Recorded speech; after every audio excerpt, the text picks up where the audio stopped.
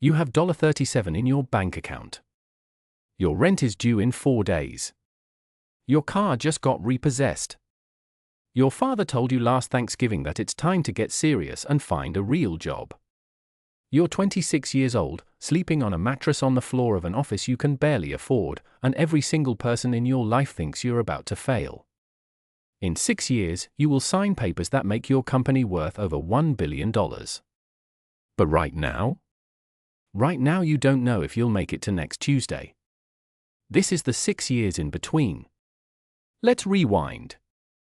3 years before the $37. You had a normal life.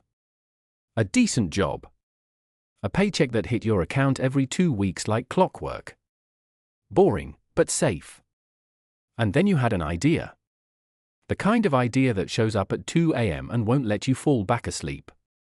The kind you can't stop sketching on napkins, on the back of receipts, on your phone's notes app during meetings you're supposed to be paying attention to. You actually believed, that you'd found a gap. A problem millions of people had that nobody had solved properly yet. So you did the thing that sounds insane to everyone who loves you. You quit your job. Your mother cried. Not happy tears. Your best friend told you that you were throwing away a good thing for a fantasy. Your girlfriend at the time gave you 6 months before she walked away completely. You didn't listen to any of them. Because deep down, you knew something they didn't. You knew that comfortable was the most dangerous word in the English language. And you were done being comfortable. You had no idea what was about to happen to you. The first year nearly breaks you. You max out 2 credit cards building the first version of your product. It's ugly. It's slow. Half the features don't work right. But it's real, and it's yours, and you believe in it the way you've never believed in anything. You pitch it to 50 investors. 48 say no. Not polite no's either. Some of them laugh. One investor tells you, directly to your face, that your idea is the dumbest thing he's heard pitched all year. You walk out of that meeting into a parking garage stairwell and sit down on the concrete steps for 11 minutes, just breathing, just trying to hold yourself together. You don't tell anyone about that moment. Not for years. Your savings disappear. Then your emergency fund. Then you start selling things. Your watch, your guitar, the gaming console you've had since college. You move out of your apartment and into the tiny office space you're renting, because paying for both isn't an option anymore. You shower at a gym 3 blocks away using a membership you got through a friend who still works there. Some nights you lie awake doing math in your head. Rent. Servers. Food. The math never works. You fall asleep anyway, exhausted, and wake up the next morning to do it all again. This goes on for 14 months. 14 months of almost nothing going right. And then, on a Tuesday that starts exactly like every other terrible day, your phone rings. It's investor number 49. He doesn't sound excited. His voice is flat, almost bored, like he's reading from a script. I want to see the product again, he says. In person this time. You don't sleep that night. You rehearse the pitch in the mirror until 4 a.m. You change your shirt 3 times before the meeting, even though none of your shirts have changed in months. You walk into his office the next afternoon with your hand shaking so badly you have to set your laptop down twice before you can open it. You pitch. He doesn't say anything for almost the entire 15 minutes. Then he asks one question that changes everything. What happens if I give you $200,000 today? You almost can't speak. You tell him exactly what you do, down to the dollar. You'd already mapped it out 100 times in your head during the sleepless nights, just in case this moment ever actually came. He stands up. Shakes your hand. Says, "Let's do it." You walk out of that building and you don't even remember getting to your car. You just remember sitting in the driver's seat, gripping the steering wheel, and screaming. Not words, just sound, just everything you'd been holding in for 14 months finally breaking loose. That $200,000 isn't billions. It isn't even close. But it's oxygen. And for the first time in over a year, you can finally breathe. Everything moves fast after that. Faster than you're ready for. You hire your first employee, someone who believes in the vision almost as much as you do. Then your second. Then 5 more. The tiny office starts feeling impossibly small. You rebuild the product from the ground up, using everything you learned from those brutal 14 months of rejection. This version is sharper.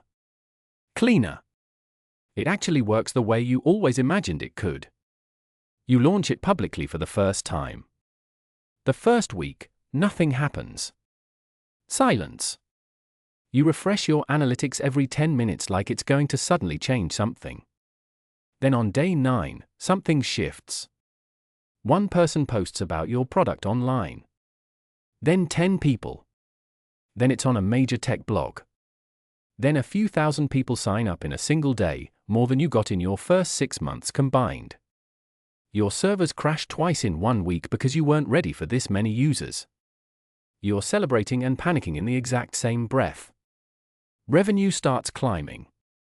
Slowly at first. Then faster. Then faster than you can even track on a spreadsheet. You raise a bigger round of funding.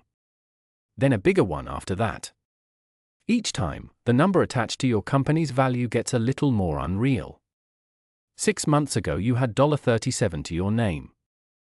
Now investors are using the word unicorn in meetings, and you have to stop yourself from laughing out loud, because it still feels like someone's going to tap you on the shoulder and tell you this was all a mistake. But nobody taps you on the shoulder. It just keeps growing. Until the day it almost all falls apart. It happens on an ordinary Thursday. A massive security flaw is discovered in your product. Not small. Catastrophic. User data exposed. The kind of headline that ends companies overnight. Your phone won't stop buzzing. Journalists. Furious customers. Your own employees, terrified, asking if they still have jobs by Friday.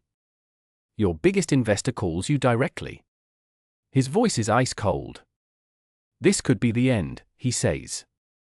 I need you to fix this. Today. You don't sleep for 41 hours straight.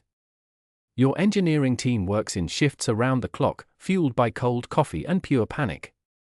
You personally respond to hundreds of customer emails, one by one, because you refuse to hide behind a generic statement while people are furious and scared. Users start leaving. Your growth, the beautiful curve you've watched climb for over a year, finally bends downward for the first time. You sit in your office at 3 a.m. on the second night, staring at a dashboard full of red numbers, and for the first time since that parking garage stairwell over a year ago, you genuinely wonder if this is how it all ends. Everyone is watching to see if you crumble. You don't crumble. Instead, you do something almost nobody in your position does. You go public. Fully, painfully transparent. You record a video, no script, no PR team standing behind you, and you tell your users exactly what happened, exactly how it happened, and exactly what you're doing to make sure it never happens again. You don't hide. You don't deflect blame onto a vendor or an intern. You stand directly in front of the disaster and own every part of it. The internet has a strange reaction to genuine accountability. People expected you to disappear. Instead, comments start shifting. At least he's being honest. This is how a real leader handles a crisis. You rebuild the security system from scratch. You bring in outside experts most companies wouldn't bother paying for. You offer free protection services to every single affected user, even though your legal team begs you not to. It costs you almost everything left in the company's reserves. But 3 months later, something happens that you never expected. Users start coming back. Not despite the crisis, partly because of how you handled it. Your reputation, instead of being destroyed, becomes something stronger than it was before. Stronger than good PR could have ever manufactured. You survived the moment that was supposed to end you. And 6 months after that, you're sitting across the table from a different kind of investor entirely. The room is quiet. Just lawyers, a few key advisors, and you. The number on the page in front of you reads $1.2 billion. You stare at it for a long moment. You think about the mattress on the office floor, the gym shower 3 blocks away, the 11 minutes you spent sitting on cold concrete steps after investor number 23 laughed in your face. You think about your mother crying when you quit your job, about your girlfriend who walked away, about every single person who told you this would never work. You sign the paper. Your hand is shaking again, the same way it shook the day investor number 49 called you. But this time it's not fear. Somebody in the room starts clapping. Then everyone does. You don't say anything. You just sit there, completely still, finally letting 6 years of your life catch up to you all at once. You did it. You actually did it. Here's what nobody tells you about stories like this. It was never about the idea. 48 people heard the exact same idea you had and said no. The idea wasn't the difference. You were the difference. The version of you that kept showing up after rejection number 30. The version of you that slept on an office floor instead of quitting and going back to safe. The version of you that stood in front of a disaster and told the truth instead of running from it. Most people don't fail because their idea is bad. They fail because they quit in the exact moment right before everything was about to turn. So if you're sitting somewhere right now with your own version of $37 in the bank, and your own family quietly waiting for you to get serious, this is your sign. You don't need permission. You don't need everyone to believe in you. You just need to make it to investor number 49.